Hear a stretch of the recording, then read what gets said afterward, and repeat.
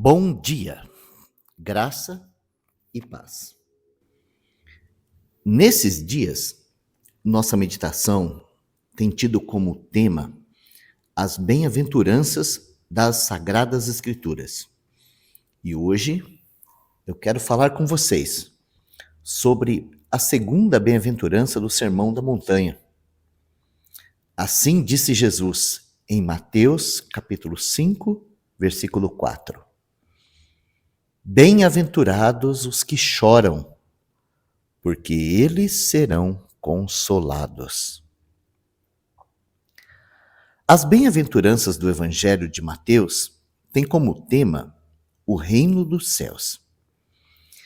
E percebemos em todas elas uma grande inversão da nossa maneira de enxergar as coisas, pois o conceito terreno e humano está invertido. Vemos que aquilo que Deus dá valor, o homem não se importa. E aquilo que o homem se importa, nem sempre é aquilo que Deus dá valor. Por isso temos tanta dificuldade de compreender esses ensinamentos que encontramos aqui no Sermão do Monte, nos capítulos 5, 6 e 7 de Mateus. E ele começa dizendo que o pobre é bem-aventurado. E agora ele continua dizendo que o que chora é bem-aventurado. Como podemos entender isso? Na verdade, só poderemos aprender essa lição se experimentarmos a realidade. Não adianta muito a gente ficar explicando ou enfeitando esse tipo de assunto, pois assim nós iremos do nada para lugar nenhum. O choro tem um alto valor emocional. E quando ele aparece, ou é sinal de extrema fraqueza ou de extrema beleza. Quando chegamos a esse mundo, esse é o primeiro sinal que damos da nossa chegada. Saímos do ventre chorando. E como não sabemos nos comunicar, o choro se torna também a nossa primeira maneira de comunicação. Se estamos chorando, é porque falta alguma coisa. Então, a mamãe vai fazer aquela lista, né? Até que a criança para de chorar. Com isso, nós ficamos malandros e aprendemos rápido a fazer uso das lágrimas para atingir nossos objetivos. Agora, na medida que vamos crescendo, as lágrimas vão sumindo da nossa face, porque aprendemos que chorar é para os fracos. E nunca queremos demonstrar a ninguém qualquer sinal de fraqueza. Com isso em mente, gradativamente aprendemos a dominar as lágrimas e não choramos mais. No lugar do choro de alguém desprovido de tudo, nós passamos a murmurar, a criticar, a se revoltar com tudo. Foi isso que aconteceu conosco. A revolta, o ódio, a maledicência passou a ocupar o lugar das lágrimas de alguém que está em desamparo. Todavia, no reino de Deus, essa linguagem de comunicação ainda tem grande valor.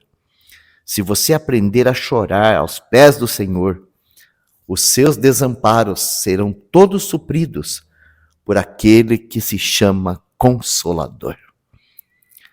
Nós temos em Isaías, no capítulo 38, um relato sobre o rei Ezequias. Ele adoeceu e o profeta, ao visitá-lo, disse-lhe o seguinte: coloque em ordem a tua casa, porque certamente morrerás. Então, Ezequias não blasfemou, não murmurou, não ficou gritando: por que Deus? Não, eu não aceito. Não, nada disso aconteceu. Ele colocou o rosto na parede e orou ao Senhor. E chorou muitíssimo. Assim está escrito. Então, Deus falou ao profeta Isaías: vai e fala para Ezequias que eu ouvi a oração dele e vi as suas lágrimas e acrescentarei 15 anos aos seus dias. Sim, As lágrimas de um coração desamparado jamais serão rejeitadas pelo nosso Deus.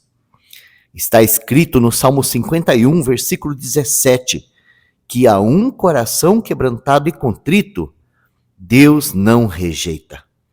Também está escrito em Isaías capítulo 57, versículo 15, que Deus habita com o quebrantado e contrito de coração, e Ele vivifica o coração quebrantado. Ele traz vida ao coração contrito. Ou seja, aquilo que mais resistimos é a vergonha, a humilhação e as lágrimas de arrependimento, ou o choro do reconhecimento de nossa fraqueza e miséria. Essas coisas que são inaceitáveis a nós têm um valor inestimável no reino de Deus. Pois sabemos que é assim.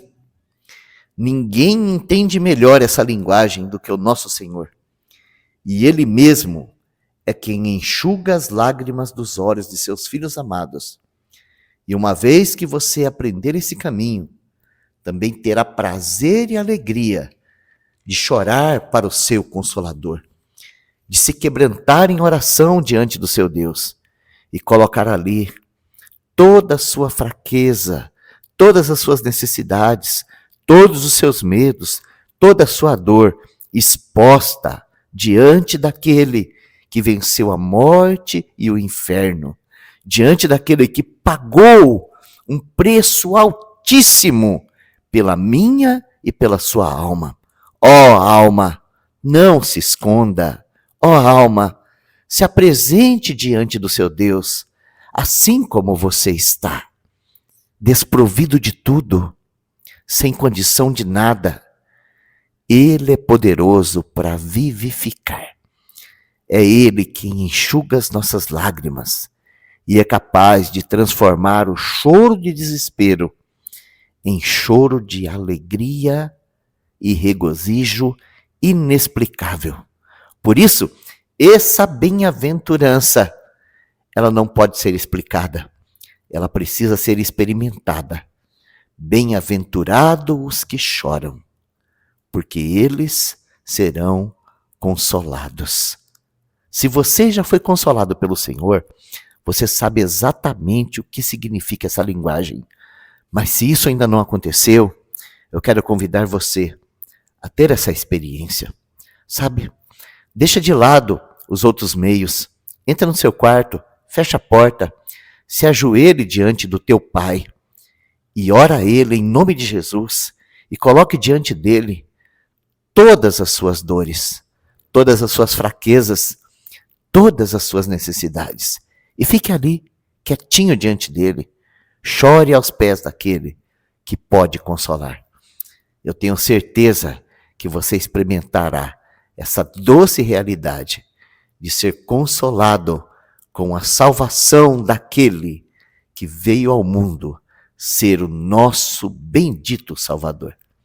Que Deus abençoe seu dia.